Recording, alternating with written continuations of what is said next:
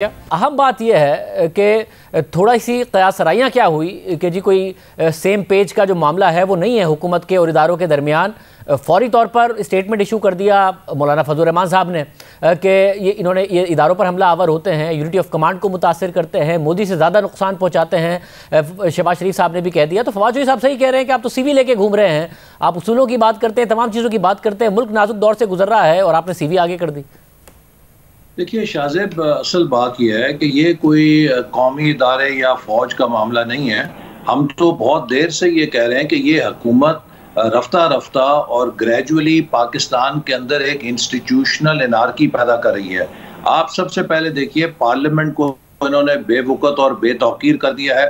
Parliament की जगह ऐवान सदर पाकिस्तान ऑर्डिनेंस फैक्ट्री बन चुका है।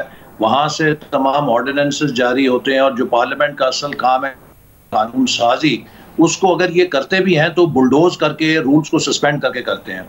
इसी तरह आप देखिए, पाकिस्तान की अदलिया के ऊपर भी जिस किस्म के इनके दौर में हमले हुए हैं और शिकायतें आ रही हैं और एक क्राइसिस है या उसके ऊपर क्लाउड है। मैं आपको उसकी एक ताज़ा तरीन मिसाल देता हूँ कि सुप्रीम कोर्ट ने पंजाब के बल्दियाती इदारों को 25 मार्च को बहाल किया था।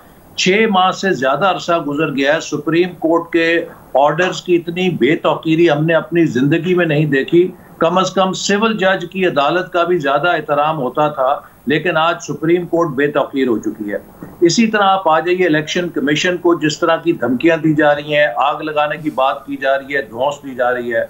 नैब जो हमारा एहतसाब का इदारा था, उसका जो हशर हो गया वो आपके सामने है। मीडिया के साथ उसका गला घोटने के लिए सेंसरशिप की जो सूरत हाल है आपके सामने है। आप पाकिस्तान का कोई भी आईनी और कौमी इदारा उठा लीजिए, इस हुकूमत ने पिछले 3 सालों में उसको डिसफंक्शनल कर दिया है, उसको गैर मौसर कर दिया है और उस पर हावी होने की कोशिश की है। और आप ब्यूरोक्रेसी, आप इसी तरह ब्यूरोक्रेसी देख लें ना, ब्यूरोक्रेसी में देख लें कि सूबों के अंदर 7-7 दफा IG बदल रहे जा रहे हैं, 5-5 दफा। मगर ऐसा नहीं साहब, ये सारे इल्जाम तो आपके पहले भी थे, मगर एक एडिशनल इल्जाम था आपका और वो ये था कि इदारे इस हुकूमत से पीछे हटें और न्यूट्रल हों।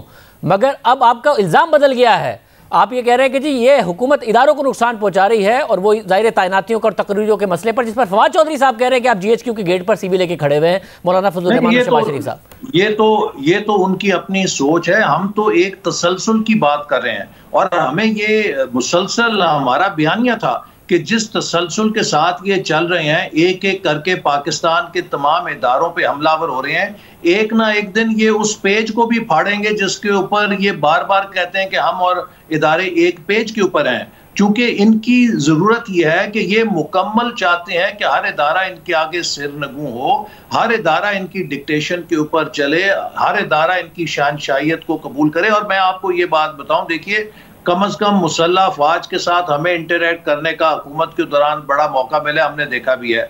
एक बात है कि पाकिस्तान की मिलिट्री ने जो उनकी इंटरनल पोस्टिंग ट्रांसफर्स हैं, इनको बड़ा जेलसली हमेशा गार्ड किया। ये उनका इंटरनल प्रोफेशनल डोमेन है और कभी किसी हुकूमत ने पाकिस्तान में माजी में भी कोशिश नहीं की कि वो इसके अंदर दखल अंदाजी करे, ताकि पाकिस्तान के जो फौज के इंटरनल पोस्टिंग प्रमोशन के मामलात हैं ये एपॉलिटिकल रहे, इनके ऊपर शायबा ना है कि कोई हुकूमत असरअंदाज होने की कोशिश कर रही है।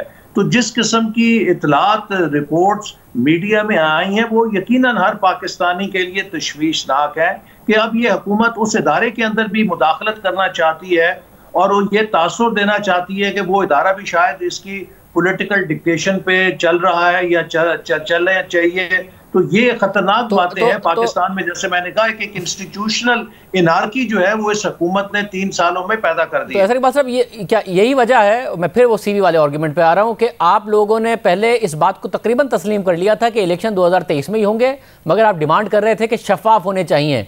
लॉन्ग मार्च का सिलसिला पीछे हट गया था, इस्तीफों का मसला पीछे हट गया था, मगर अचानक डिमांड आपकी तरफ से है कि जी फौरी तौर पर इलेक्शन होने चाहिए। अब शहबाज शरीफ साहब ने कहा है कि ये इस हुकूमत से निजात के लिए फौरी इलेक्शन होने चाहिए। वो आप इसी बात पर तकिया कर रहे हैं कि पेज सेम नहीं रहा आपके ख्याल में, कयासराइयों की बुनियाद पर, जिसकी वजह से अब ये मुतालबा शुरू हो गए आपके। शाहजेब, मैं आपको रेफरेंस दे सकता हूँ, आप लाइब्रेरी से देखिए। आप ही के प्रोग्राम में मुतअद्दिद बार मैंने कहा है कि ये हुकूमत जितना नुकसान कर रही है, मुल्क का मिड टर्म इलेक्शन के अलावा कोई और चारा नहीं है। और अगर ये हुकूमत 5 साल रह गई तो शायद ये इतना नुकसान कर जाएगी कि अगली आने वाली हुकूमत के लिए एक ड्रोना ख्वाब होगा कि मुल्क को इन बहरानों से कैसे निकालना है। तो हम तो मुस्तकिल ये कहते रहे कि एज अर्ली एज पॉसिबल मुल्क के अंदर इलेक्शन किया जाए, उसी से पाकिस्तान के मसाइल का हल निकलेगा। एक ऐसी हुकूमत आए जो हकीकी नुमाइंदा हो, जो मुस्तहकम हो और जिसके अंदर काबिलियत और अहलियत हो। साहब तो फिर आपके पास फॉर्मूला क्या है इन्हें निकालने का, सिवाय इसके कि मैं फिर फवाद चौधरी साहब की बात पे जा रहा हूँ कि आप तकिया किए हुए हैं, सीवी लेके खड़े हुए हैं जीएचक्यू के बाहर, इसके अलावा क्या है आपके पास? ना आप लॉन्ग मार्च, इस्तीफे, कुछ भी नहीं कर सकते आप। इस हुकूमत ने वक्त पूरा करना है, डंके की चोट पे करना है, जो कि शेख रशीद साहब कह रहे थे। जी, ये बात इसी तरह के फॉर्मूले जनरल मुशर्रफ के जो मुशीर हैं वो हमें फरवरी 2007 में बताते थे कि जनरल मुशर्रफ ने इन्हीं असेंबलियों से सदारत का 5 साल का इलेक्शन जीतना है। 2013 तक वो सदर हैं और 13 में भी उनके बाद कौन है, 18 तक तो मुशर्रफ साहब ही हैं। और आपने देखा 6 महीने के अंदर अंदर वो इस्तीफा देके चले गए थे। असल बात यह है, कोई भी हुकूमत जो अवामी ताईद खो दे उसके लिए बरसरे इक़्तिदार रहना नामुमकिन हो जाता है। ये हुकूमत तो बड़ी कमजोर पिच के ऊपर है, ये तो इत्तेहादियों के सिर के ऊपर है। और मैं समझता हूं कि जो हमारी पब्लिक मोबिलाइजेशन कैंपेन है उसके नतीजे में MQM, काफ लीग और इनके दीगर इत्तेहादी वो ये फैसला करने पे मजबूर होंगे कि क्या उन्होंने अवाम के साथ खड़े होना है, एक आम आदमी के मफाद के साथ खड़े होना है, या इस डूबती हुई कश्ती के साथ उन्होंने अपनी किस्मत भी डुबोनी है। ये जुमला आपका जुमला मैं सुन चुका हूं पहले, और ये था जब PDM ने अपना इजलास शुरू किए थे कैंपेन, और आप कहते थे कि देखेंगे आप ये फैसला करेंगे। उन्होंने फैसला नहीं किया, और आपको पता है क्यों नहीं किया। तो इस दफा तकिया किसी और चीज पर है जिसकी वजह से आपको लगता है कि आपको पता है MQM और काफ लीग ने खुद तो फैसले करने नहीं है, तो आपको इस वजह से आपको लगता है कि सेम पेज नहीं है आपकी तवक्कात के मुताबिक, इसलिए ये फैसला कर लेंगे। ऑपोजिशन का शाहजेब, ऑपोजिशन का काम ये है कि वो राय आमा को हमवार करे और हुकूमत पे दबाव बढ़ाती रहे।